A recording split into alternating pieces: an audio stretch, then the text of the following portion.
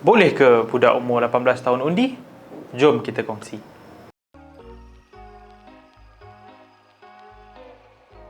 Undi 18 atau Rang Undang-Undang Perlembagaan Pindaan 2019 dibawa oleh Menteri Belia dan Sukan sebelum ini, iaitu Yang Berhormat Syed Saddiq. Pindaan ini akan merangkumi 3 perkara. Yang pertama, untuk menurunkan had mengundi daripada 21 kepada 18 tahun. Yang kedua, untuk membenarkan undian secara automatik dijalankan. Maksudnya kita tak perlu lagi untuk pergi berdaftar di SPR. Kita akan secara automatik menjadi seorang pengundi. Dan yang ketiga adalah untuk membenarkan remaja umur 18 tahun untuk menjadi wakil rakyat atau bertanding di pilihan raya. Undi 18 ni telah diluluskan pada 16 Julai 2019. Tapi baru-baru ini, Speaker Dewan Negara Tan Sri Rais Yatim telah mengumumkan bahawa walaupun telah diluluskan, tapi perkara ini sukar untuk dilaksanakan. Dan juga pengurusi SPR baru mengeluarkan kenyataan bahawa undi 18 akan ditangguhkan kepada September 2022. Maka perkara ini telah memberi impak yang sangat buruk kepada ramai pihak dan ramai pihak tidak bersetuju dengan perkara ini. Jadi saya ini di sini ingin berkongsi, perlu ke undi 18 ni dijalankan ataupun tidak? Perkara pertama yang perlu kita bincangkan adalah dengan memberi undi 18 ini, kita memberikan satu suara yang sah kepada pengundi muda. Seperti kita tahu, hak paling besar yang ada di negara kita adalah kebenaran untuk mengundi atau memilih pemimpin kita. Dengan memberi hak ini kepada pengundi muda, secara tidak langsung kita memberi suara yang sah kepada mereka. Suruhanjaya Pilihan Raya menyatakan menjelang 2023, bila kita menjalankan undi 18 ini, seramai 7.8 juta pengundi baru akan didaftarkan dan boleh mengundi. Dengan peningkatan jumlah pengundi muda ini, secara tidak langsung, polisi-polisi kerajaan akan mula diubah untuk menyesuaikan diri untuk menarik minat pengundi-pengundi muda ini. Kerana setiap parti politik di Malaysia inginkan pengundi-pengundi muda ini untuk undi mereka, dan mereka akan menjalankan polisi-polisi ini ke arah untuk menjalankan polisi ini untuk membantu golongan-golongan muda. Isu seperti pengangguran, isu pendidikan dan banyak masalah kewangan yang dihadapi oleh golongan muda akan menjadi topik utama perbincangan di negara kita. Dan kita perlu lihat daripada perspektif yang berbeza. Dengan adanya pengundi muda, parti politik akan mengutamakan lebih ramai calon-calon muda, kerana inilah yang calon pengundi muda inginkan. Maka ini akan meremajakan politik-politik Malaysia dan kita akan berpindah daripada politik tua kepada politik muda. Perkara kedua yang perlu kita tahu adalah golongan muda ini juga terimpak besar dengan polisi-polisi yang dijalankan oleh kerajaan.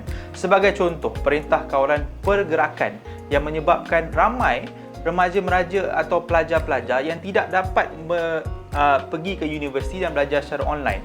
Dan SOP-SOP yang telah dikeluarkan oleh kerajaan juga mengimpak kepada pengundi muda ini. Sekiranya mereka melanggar, mereka juga perlu membayar kompaun. Dan perlu kita sedar satu perkara yang sangat penting. Bukan semua anak muda apabila mereka habis SPM, mereka melanjutkan pengajian ke universiti. Ramai antara mereka terus menceburi dalam bidang pekerjaan, yang mana golongan ini secara tidak terus menjadi pembayar cukai dan berimpak besar dengan polisi-polisi ekonomi yang telah dibawa oleh kerajaan kita. Maka untuk suara mereka ini didengari oleh kerajaan dan menjadikan suara mereka sah, maka kita perlu memberikan undi kepada mereka agar suara mereka didengari oleh kerajaan kita.